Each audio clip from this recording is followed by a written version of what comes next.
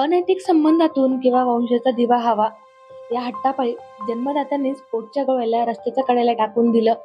या बातम्या आजूबाजूला आपल्या कानावर पडत येत असतात. मनाला चटका लावणाऱ्या बातम्या जेव्हा कानाच्या पडद्यावर पडतात तेव्हा मन सुन्न होतं. रागाने आपण त्या मातापित्यांना शिवाशाप देतो, पण नंतर कामाच्या ओघामध्ये आपण ती घटना विसरून जातो आणि पुढे जातो.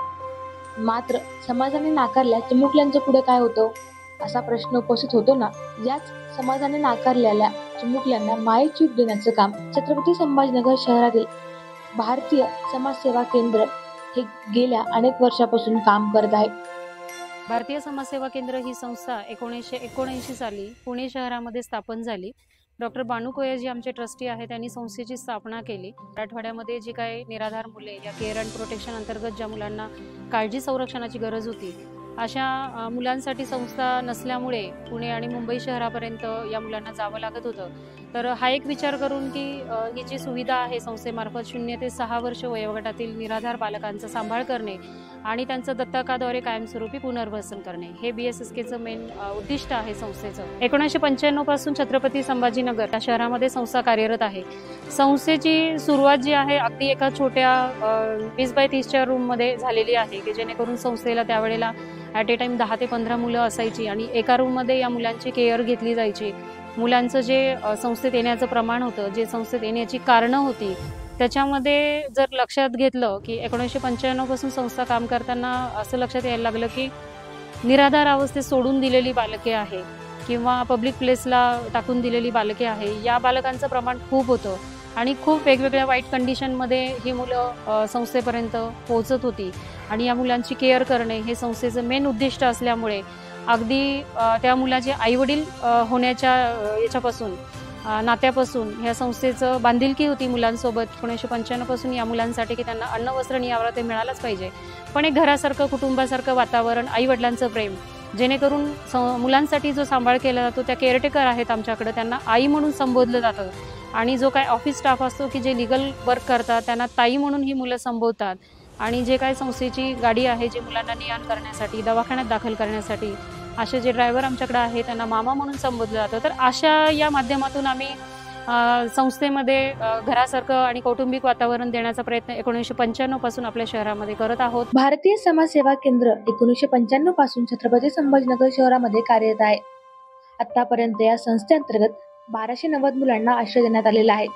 त्यासोबतच 550 मुलांना दत्तक देखील देण्यात आलेलं आहे. तसंच यापैकी काही मुलांना परत त्यांच्या जन्मदात्यांकडे देखील पाठवण्यात आलेला आहे. या संस्थेमध्ये जो स्टाफ आहे तो संपूर्ण महिला स्टाफ आहे.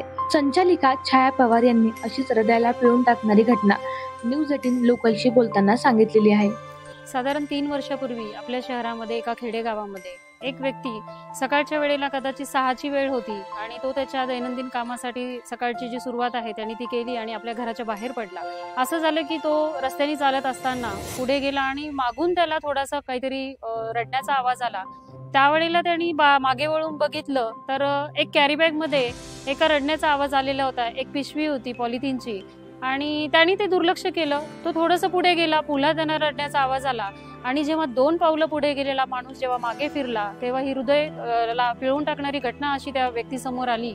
ती म्हणजे एक नवजात शिशू नुकतंच जन्मलेलं होतं आणि त्याला एका निर्दयी अवस्थेमध्ये एका पॉलिथिनमध्ये चक्क पूर्णपणे बांधून मारण्याच्या दृष्टीने ठेवलेलं होतं आणि हे बघून तर तो माणूस खूपच घाबरून गेला आणि अशा परिस्थितीत काय करावं त्याला काहीच कळेना. अशा वेळेला त्यांनी गावातल्या एका महिलेला ताबडतोब जाऊन आवाज दिला आणि ती महिला गडबडीने, एक आई जसं करते तशी ती महिला गडबडीने पळत आली आणि त्या रडण्याच्या आवाजाकडे जेव्हा त्यांनी धाव घेतली तेव्हा लक्षात आलं की एका कॅरी बॅगमध्ये जसा बासाचा गोळा एखादा खाटीक त्याचे तुकडे तुकडे करून बांधतो एका पिशवीमध्ये आणि ते डिस्पोज करण्याच्या हेतूने हे केलेलं असतं, तसंच हे जिवंत बालक नुकतंच जन्मलेलं कदाचित 24 तासांचं असावं ते त्या हेतूने त्या बॅगमध्ये बांधलेलं होतं. आणि ती जी महिला होती तिला ते बघितल्यानंतर अतिशय आई पण तिच्यामध्ये जागरूक झालं की या बाळाला अशा परिस्थितीमध्ये कुणी बरं सोडलं असेल, काय करावं काहीच सुचेना. अशा वेळेला त्या महिलेने आणि त्या व्यक्तीने ताबडतोब आपल्या गावामधले सरपंच, ग्रामसेवक अशा सगळ्यांची मदत घेतली, कारण ती एक आई म्हणून तत्परता होती की या बाळाला आता जीव वाचला